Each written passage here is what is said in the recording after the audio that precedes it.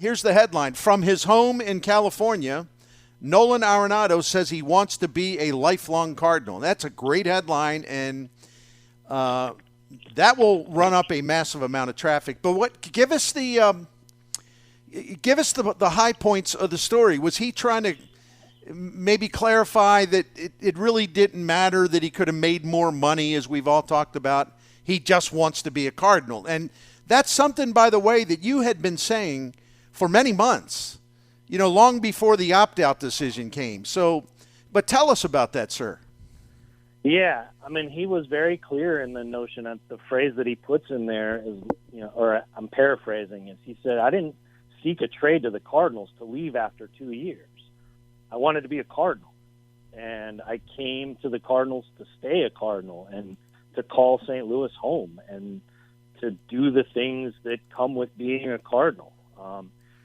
Does his current contract take him all the way to the end of his career? No, but he knows he can play his way and sees the other guys who have done it, right? He saw Molina get, extended and Wainwright extended all the way through the end of their careers. And he's likely going to see Paul Goldschmidt, who he called one of his best friends, do the same thing, right? So, yeah, he was very clear in the sense that, look, he came to the Cardinals, and the Cardinals went through all that, the complexity of pulling off that trade so that they could do this together. And, yeah, everybody saw what the market did this offseason. But, I go back to a comment that he made, and I brought this up to him. It's in the video that goes with the story, is the phrase where he said, the grass isn't always greener. He said that on MLB Network. And, you go through the trials of trying to pull off a trade, or you go through a place where you thought they have the commitment and they're going to back you and they're going to win, and then the situation changes. You want to go to a place where you have some feel of what their future is going to be. And I think, didn't we just kind of see that on display here, Bernie, where, how many different places did Carlos Correa try to go before ending back where he was, a place that's going to accept him for the health that he has, right? Maybe that's right. There's something to it. There's something to that as we watch what Carlos Correa went through. And, Nolan made the call at the very beginning of this. I was skimming through it, and there's a couple things that jump out at me that I think are. But listen, first of all, I want to remind our listeners: go read the thing. You'll love it. It's just got so many great quotes and excellent perspective that Nolan Arenado shared with Derrick Goold, and good hustle by Mr. Goold just going out to California, because that actually makes the whole thing even more worthwhile, because. You were there in his habitat where it's nice and friendly and everybody's relaxed, and it kind of gave it. I think it brought out his best in terms of his willingness to share. Although he has always been great with you, all the beat writers, but you in particular, in terms of being responsive to questions and being thoughtful. I really appreciate that about him. But first of all, he said, "I came here to be here. I started a family in St. Louis. My daughter was born in St. Louis. I want to stay in St. Louis. That's why I came here. I didn't come here to leave after 2 years. That was never my plan. I wanted to be here for the long run. I love St. Louis. I love the culture. I love playing here. I love living here. I just want to hold up my end of the bargain. I got traded here for a reason. I don't want to be a letdown." And that is a wonderful quote, and that he could not be more emphatic. The other thing I thought was interesting, Derek, and I wanted you to comment on this, and share additional insight. Sorry. He said, quote, "I think me being a Cardinal changed the landscape of how people look at me as a baseball player now. I really do. And that's not any fault of Colorado, which gets a very unfair assessment of the players there. There are a lot of great players who played or did play in Colorado who would be great anywhere. Todd Helton, I believe, is a Hall of Famer. But I do believe what I did this past year in becoming a Cardinal got a new level of respect from the media, players, and peers. I really believe that." I think that's interesting that he sees it that way. He knows the Cardinals are prominent and prestigious. He knows that, but still, I really, really appreciate the fact that he doesn't take that for granted. It's something that he sees where it benefits him, really in a non-financial way. Yeah, I mean, what brought that up is we were talking, and he was kind of describing wanting to stay a Cardinal. And I said, well, you kind of know where it could go if you stay a Cardinal. I said, you're on a track now because you got 10 years in, 10 Gold Gloves. You know, he's one home run shy of, what is it, 300? Yeah, he's one home. His next home run will be his 300th home run. We see the vote for Scott Rowland going on right now, right? And you can kind of see, an avenue to Cooperstown for Nolan Arenado and finishing his career as a Cardinal, and this is later in the story, is the role the postseason plays in that. And to have postseason success, you got to get to the postseason. It's a small sample size, and he knows that better than anyone. He's 1-7 in playoff games. His teams are, and to change that record, there's only one way around it, and that's to get there, and to kind of add ornaments and add team achievements to what could be a Cooperstown career and what could be a Cardinals Hall of Fame career. Depending again on how this goes over the next 5 years or beyond. That helps. That helps elevate. You have to get to October to have October success. It's the first step. Well, and I also appreciate him because he shared with you that his favorite film is The Godfather, and he watches Goodfellas 5 or 6 times a year. That's a man of our own heart, right? That's really outstanding. Red Hot Chili Peppers. I could see him bouncing around at a Red Hot Chili Peppers concert as well. Go ahead. I'm sorry, man. No. We had a long talk about movies. It was interesting because I had this trip planned a while back, and then the Cardinals made some news, and so the timing of it shifted a little bit. But so I took a couple of work days, and then took multiple personal days so that my son could visit schools out there. And so he's interested in film, as you know, Bernie. Yes. And so my time out there started talking movies with Nolan Arenado and ended going to visit these film schools and the people there. So it was a nice bracket. Yes, we had, and my fondness for movies, and some of that overlaps with Nolan. I did not know, Bernie, did you know that, what Robert De Niro studied how his character in Goodfellas, the guy he was based on, right? Jimmy opened ketchup bottles. Yeah, Jimmy. I did not know that. That he even tried to get the mannerisms of opening the ketchup bottle. It's perfectionist, right? Yeah, Absolutely. How perfect is it that Arenado told me that? Talk about a perfectionist with his biomechanics from his swing to opening ketchup bottles. Another thing he said in there, and by the way, with Derrick Goold, as you know, is with us right now, but I want to push you all, encourage you all, nudge you all to go to stltoday.com and read the story that was just posted very short time ago, from Derrick Gould's trip to California to visit with Nolan Arenado. There's a lot of stuff in there, Gold just rich with stuff. One of the things, because it comes up with us as writers and broadcasters, and obviously with fans, where it's like, I think most people are rational and they understand that it's actually a good thing to make the playoffs. I don't dismiss that. I give the DeWitts and John Mozeliak a lot of credit for their consistency. But I think many of us have come to the conclusion that, but you have to build a team that at least gives you a better chance to prevail. Yes. In the postseason. Yes. And like I've said, I think both of those. I think it's possible to have it both ways.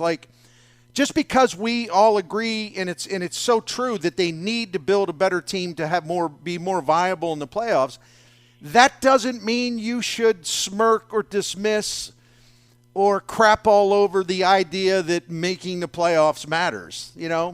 That's just stupid, because you can't do anything in the postseason unless you get there. So, but he was mentioning, in effect, I'm loosely paraphrasing, he was mentioning just one of the reasons why he wanted to be here is because he thinks you can make the playoffs every year, and that's important to him. And then you just keep chopping away in the postseason. But you need to have all those opportunities. That's what he wanted, and he wants to do better, like you alluded to. And I'm thinking of it. Look, and I know it's a different format. I know that's I know that it's not an exact match. But Derek, you were around in a prominent way covering baseball. But think about all the really, really good Tony La Russa teams that didn't make it through the playoffs and went down before he won his first World Series with the Cardinals in 2006. Even then, it's not an easy thing to do. And, if Tony La Russa and the Cardinals, those Cardinals can sort of fall out of the playoffs year after year after year and be very disappointed, it does show, I think, even with the different format and greater demands and payroll and all that, I do think that it still shows, though, if you just keep chopping away at it, you can make it happen. Hopefully with a stronger roster. Anyway, I didn't mean to make a speech, but I know, okay. That kind of perspective, I think, sometimes is lacking a little bit from the discussion. I appreciate that. Can I push back a little bit? Because my feelings Yeah. on this have started to change a little bit, Bernie. I honestly think like the days. I think we don't know yet, but my feel in watching this and talking with folks is like the days of a Jared Weaver-led pitching staff catching fire and winning a World Series are gone. Oh, I totally Maybe it still agree. happen. But now, the way pitching is in the game, and the way that hitters are going about their business and can be contained, and so much of how the way the postseason is played. I actually don't think like the Tigers of what was it the Giants beat that had the Cy Young pitching staff, right, of Verlander, Scherzer, Porcello, David Price, right? I don't think they lose in this era. I don't think I think a staff like, I think we're seeing more and more that like it takes a pitching staff like a Nola Wheeler. You think about the Houston Astros staff led by Verlander and Valdez. These guys, just these standout starting pitchers who are great during the year and great in the postseason and expensive as free agents. I think that's where October is won now. And the randomness of October, that's not the right word. The probabilities of October are shifting in that direction more so than when the Cardinals won with 83 wins, or more so when the Cardinals didn't win with 105 wins, that kind of thing. Oh, I totally agree with that. And, it's not a coincidence that they won the World Series in 2006, and it's not exactly what you're talking about. But they had a bulldog, a true ace in Chris Carpenter, and obviously the same thing applies to 2011. Yeah, but I think that's what stands out. You're right. And I think your point, not to put words in your mouth, but you just said it, kind of. Your point, which is 100%. Let's agree on this. Like the Cardinals showed you could win a World Series, a couple of them with an ace, with a certified ace. Nowadays, now in this games, in this era, or at this time in baseball, I think you need two of those guys, and that's what you're saying, and you're absolutely right. Yeah, I used to think you needed a three-headed monster of pitchers who are going well. That's all, right? Like, right. It could be Weaver, Suppan, and Carpenter, right? You just need three guys who are going well. And that was the nature of the 5-game. That was basically like, how do you win a 5-game series? You have three pitchers who are better than the other team. And that turning that over then helps in the 7-game, all that stuff, right? And we saw that play out in 06 and saw it play out to a lesser extent in 11, really, when you think about how that was played. And obviously, Freese had the game of his life. That Game 6 happened, everything like that. But then you come back, and it's a Game 7, and who did the Cardinals have versus who you're looking at across the away, pitching-wise? Okay, so, but the introduction of a 3-game series it really changes that. Look, how many times have you seen in the regular season, and it's an imperfect comparison, but how many times have you seen in the regular season the Cardinals go into Pittsburgh and face a losing Pittsburgh team that can't get its act together, but they go up against Garrett Cole when he was there, and some lefty they'd never seen before, and they lose a series. And it's like, all right, well, move on. And then they go to Milwaukee, and they face a far better team, and they beat that series.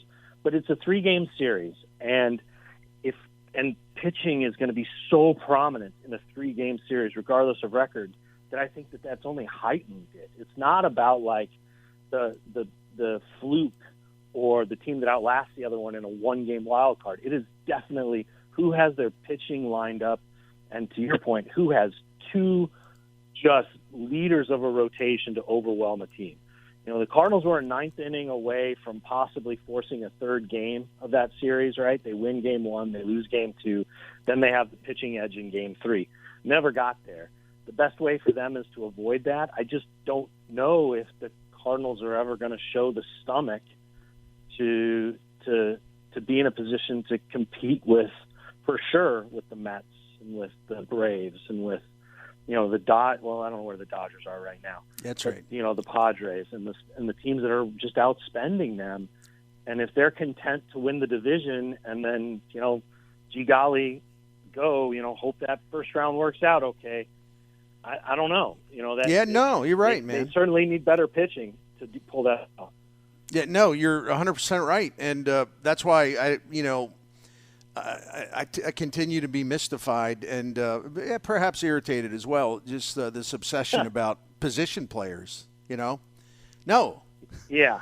No, you want to stop losing in the playoffs. Number one, granted, your big guns have to hit. That applies to Arenado and Goldie, and there have been others. I mean, your big guys have to come through. It just has to happen.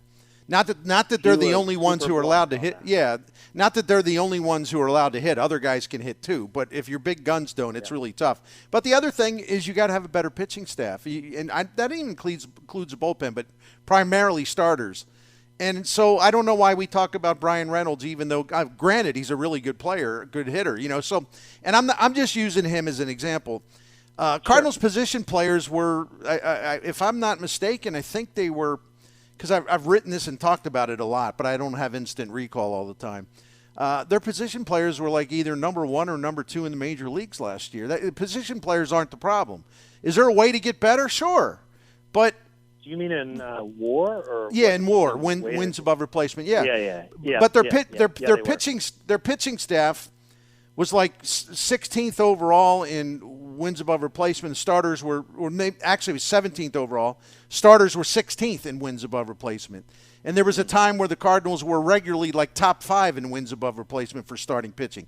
So that underlines your point. It adds more credence to your point that they have sort of fallen behind the times because they were always the team that you could count on, like taking some of the best pitching into the postseason. That's no longer the case. They've gone from top 5, top 6 to middle of the pack.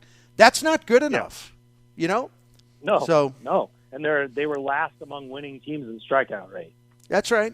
So, that's right. I mean, that's the game. Hey, Derek, before I go ahead, I'm sorry, man. Oh no. I mean, that's got to change. I've had too much coffee today. You should know. You should know all about that. Anyway. Yeah. Hey, the winter warm-up starts. I just want to ask you, as the beat writer in town, the number one beat writer in town, that's been true for a long, long time. No disrespect to anyone else. But what are some of the things that, everyone gets kind of a shot, not a shot, but just gets an opportunity to ask questions of John Mozeliak and maybe some others, the front office and management type decision makers. What do you think? What do you think some of the line of questioning will include? Oh my gosh! I mean, I think some of it will be about passing on the shortstop market. That'll be something that's asked. I think there'll be some interesting questions.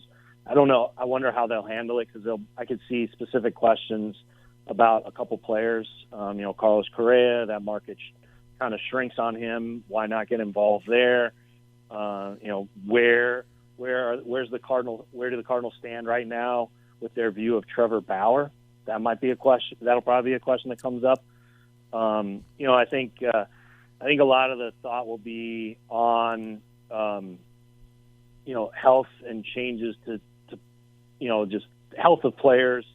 Who will be who can they count on? Who are they expecting to get healthy? Is there a track record for getting healthy? I mean, I think, you think about, as far as physical health, you think about Jack Flaherty being a big part of that question.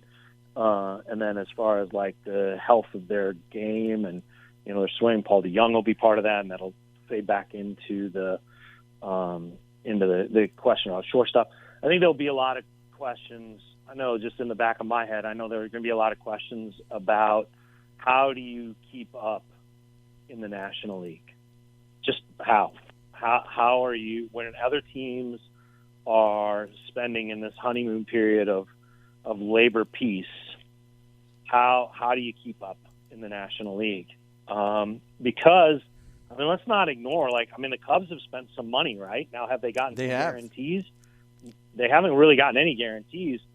But is what the Cubs are doing any different than what the Cardinals are doing with their pitching? Like the Cubs are like, well, man, if Bellinger bounces back, if Hosmer bounces back, ooh, goodness, that could be a really good team, right? That could be a really 1-2 punch if they bounce back and if they're peak guys. Is that any different than what the Cardinals are saying with if Jack bounces back, if Jack is healthy, or if Wainwright comes out of last year with answers about what went wrong in the last month of the season, well, then that's a pretty good pitching staff. Look, it's easy to kind of look at the Cubs and say, well, that's not a team that's going to have a winning record. But if everything goes right for them, they could. And is that any different than looking at the Cardinals and going, well, that's not a team that's going to finish top 2 in the National League? And they push back and go, well, if everything goes right, it could. I think there's a parallel there, and I think that'll prompt some questions about, look, if the Cubs are going to join the group of teams that spend to their market size, where are the Cardinals in the scheme of things in the National League? The Cubs have the ability. Listen, the Cardinals are going to have an edge, or they're going to be, they're going to be formidable as long as Arenado and Goldschmidt. There are others, but as long as those two guys are continuing to perform at that level. But if the Cubs just say the heck with it, we're going to start spending like crazy. They could overtake the Cardinals pretty easily, especially if they put a lot of money into the pitching staff. The one thing I appreciate about the Cubs, what they've done just from a baseball analysis standpoint, they have Going back to Coca-Cola at Wrigley Field. That too. The Cubs have really and dramatically improved their up the middle defense. If you have the catcher, the catchers were already good defensively, but you got Swanson at shortstop. They're shifting Nico Horner to second. Those are two primo fielders at shortstop and second base.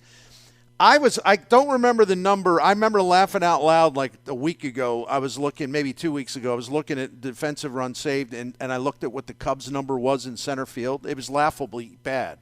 And now you have Bellinger there. Yeah, now you have Bellinger there. And even if he hits 229 with decent power or whatever, he's a massive upgrade in center field defensively. Yeah. It's interesting. I think they're really good. I think I find it so fascinating. I don't know how to say this right. And if there are Cubs fans out there, I ask for some grace as I say this. I do find it interesting how the Cubs do what the Cardinals do just 3 years later. Sometimes, doesn't it feel that way? It does. Sometimes, Bernie. It does. The Cardinals were run prevention up the middle, and they succeeded with it, and here we are, the Cubs. And the one thing that the Cubs just haven't been able to recreate is the pitching development. And you could argue that that's not as much of an edge for the Cardinals as it has been before. That's right. So I if agree. the Cubs spend on pitching, then they can close that gap even quicker. I don't know. I think the objects in the rearview mirror are a lot closer than they appear with the Cubs. But I don't know if they can put it together. That's the question. I'm not sure if they can put it together. I think that's some. Go ahead. I'm sorry. Go ahead. Oh no, that's okay. I just think that it's and to be honest, it's just a reflective of the NL Central that we even say that the Cubs are interesting. There's no doubt about it. But no, I think it was a really smart take on your part. I feel pretty similar, actually. I think they're being overlooked, but they're not there yet. I'd be curious to see what they're going to look like after one more off season, especially if ownership says go for it. It'll be fun. Derek, when they're signing Jack Flaherty and Miles Miklasz or Jordan Montgomery, and the Cardinals are having to bid against a rival and to fill out a pitching staff, should be fascinating. I think you're right. And I do think the Central will get a little more interesting that way, but I guess we'll find out. Hey, listen, man, it's been a great half hour, and thanks for the extensive conversation as always. And once again, people, please go to stltoday.com and read that piece on Nolan Arenado. Derrick Goold made the effort to travel to California, spent some time with the Cardinals' third baseman, and it is just chock full of really enlightening quotes. I mean, really good stuff. And details supplied by Derrick Goold. So that was great work. Hey, listen, I think I'll see you Tuesday at that Red Ribbon Committee meeting. Oh, that's Tuesday. Yes. Yeah. Yes. I think I'll come out of come out of my my lair where I have basically have become an everyday hermit. But I will climb out of the lair to come see you. That sounds good. I'm looking forward to that. I need to. We have the dinner on Sunday where Paul Goldschmidt is getting the actual MVP award, and Rick Hummel is getting the red medal. So that's kind of foremost on my mind, is preparing for that dinner, and then I got to dig down. I'll dig into some of the numbers this year for the Cardinals Hall of Fame. It'll be interesting.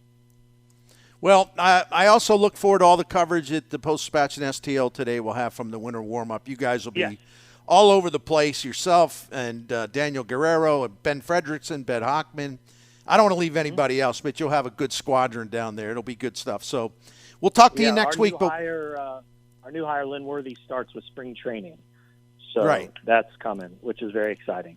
Yeah, I don't know him personally, but I like his work, and I know he's pardon the cliche, kind of an up-and-comer. I think it was an excellent hire. So keep up the good work. We'll see you Tuesday, right? Thank you. Yes, see you Tuesday. Thanks, Bernie. Bye. That is our friend Derrick Goold. And Jim Hewer, before we take a break, I know we got to get to that. I haven't been able to really absorb the entire Arenado piece, but that's really good, man. It's really, really good. It was well worth Derrick Gould's time to make that trip to Southern California. Really, really good stuff in there. And now I think we got a better understanding, if you read it, better understanding of why, to him, it was no big deal at all to just say, well, no, I'm not going to opt out. There was no big deal at all to him that he sat and watched, some of the shortstops and some of the other players just get these massive free agent contracts. He didn't sit there and say, well, I could have had that. I could have done that. Man, maybe I made a mistake. No, there's none of that whatsoever. So from that standpoint and other standpoints, that was very enlightening. It is. It's encouraging. I mean, you like it. I mean, we were all hopeful. Let's put it that way, Bernie.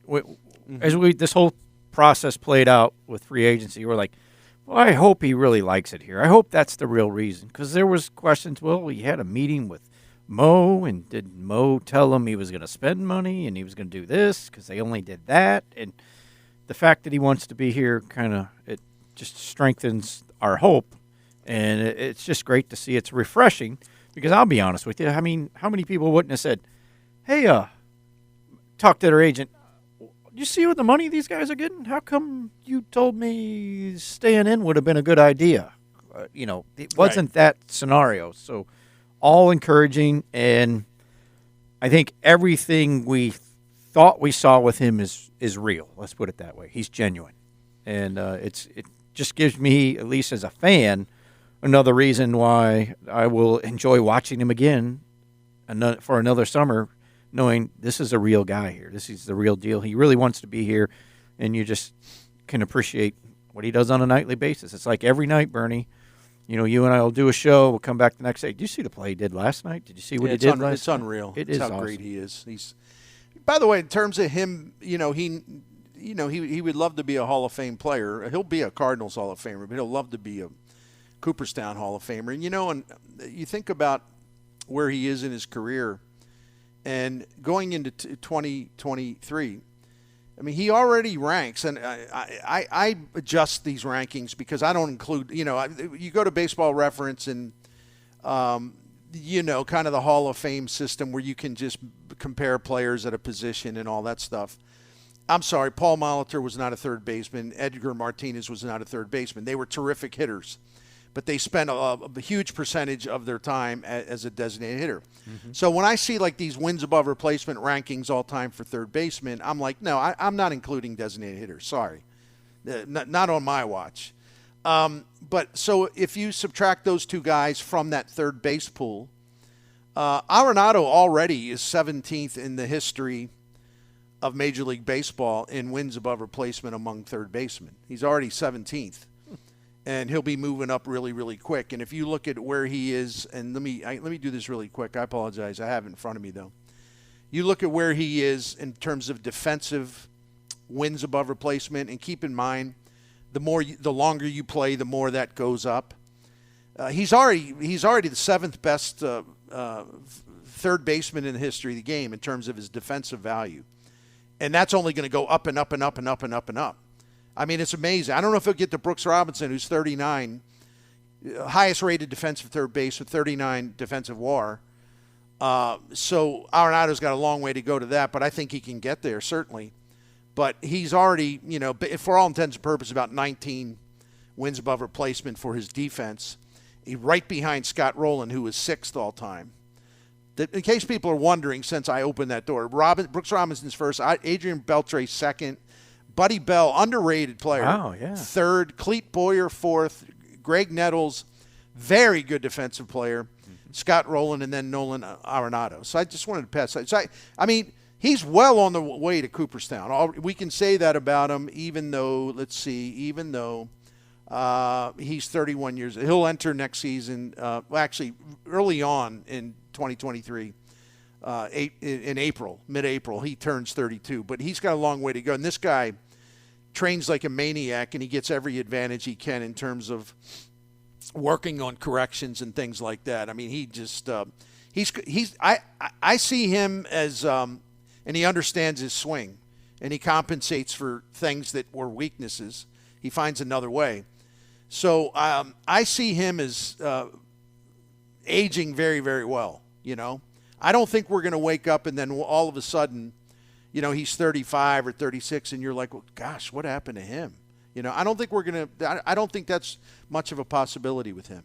I agree with that thought. He doesn't appear to be a guy where you go, well, when he hits this spot, he's going to go off the cliff, and you're not going to see any production. He's much better. You mentioned Buddy Bell. Wow.